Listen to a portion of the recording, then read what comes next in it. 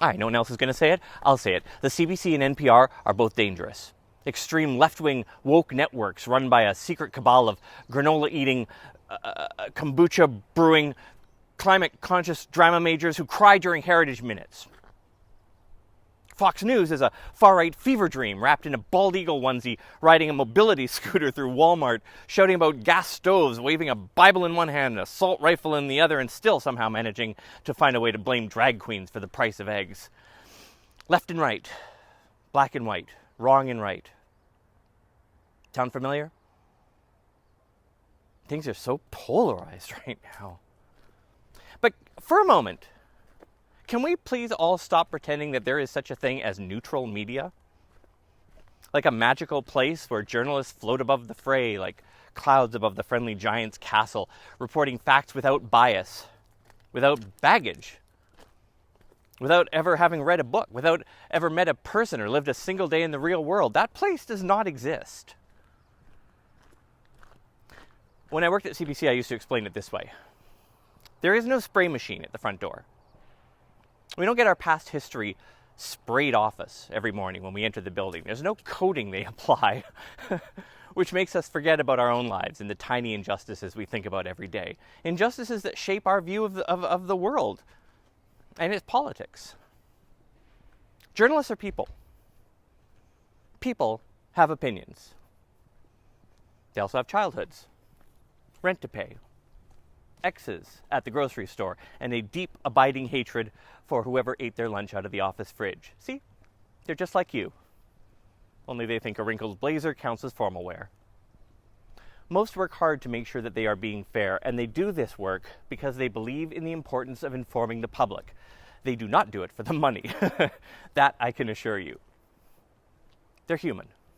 They're not robots. And in a world where AI is creating more than any of us realize, we should be grateful for their humanity, for their service. Every day, on this app, people scream that the NPR or the CBC is a liberal mouthpiece, or that the National Post and Fox News is a conservative rag, when really all they're doing is confessing their own bias. Because if the news doesn't mirror their worldview perfectly, it must be corrupt, right? The center, apparently, is just wherever they stand. Which means everyone else is either a socialist or a fascist, and they're the only ones clinging to the last shred of rationality like it's a butter tart at a prairie potluck. Balance isn't about pretending both sides are equal. Fairness doesn't mean giving airtime to every crank with a Zoom account and a conspiracy theory. It means working to represent reality as best as possible, with transparency, context, and a decent spell check.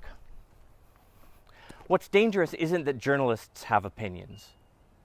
What's dangerous is pretending they don't. And then turning around and only watching the outlet that coddles yours. That's not being informed. That's curating your own little bubble and calling it reality. And grunting that journalists are biased because they're journalists just makes you look dumb. Like, we covered all this shit in grade 6 social studies. Grade 6, dude. Still, mark my words, the comment sections of this video will be at least 30% Russian bots with the profile pictures of middle-aged white guys who stopped watching after the first 5 seconds, went right to the comments to angrily type out with their tiny little fingers, "Yeah, but the CBC is all libtards." Do me a favor. Please reply to these guys with the words, grade 6, dude. What we should be asking these guys next time they complain about media bias is, which media? Which story? And why are you mad? Is it because it's untrue? Or because it made you uncomfortable? If you only want journalism to confirm what you already believe, you don't want journalism, you want a mirror. So, beware the political candidates and party leaders that keep screaming bias every time they don't like what they hear. These people are either incapable of understanding nuance and complexity, or worse, unwilling to. In their world, there's only right or wrong, left or right, black or white. And look, I'm sure that's a simpler place to live, but that's not how a real country works. Those who don't understand that basic fact are not people you should trust with governing. The media isn't your enemy because it doesn't cheer for your team. So put down the pitchfork and let the journalists do their job. Bias, humanity, flaws, and all. Because if we don't, if we keep demonizing the people whose job it is to keep us informed and safe, then all we'll be left with is your uncle's Facebook page.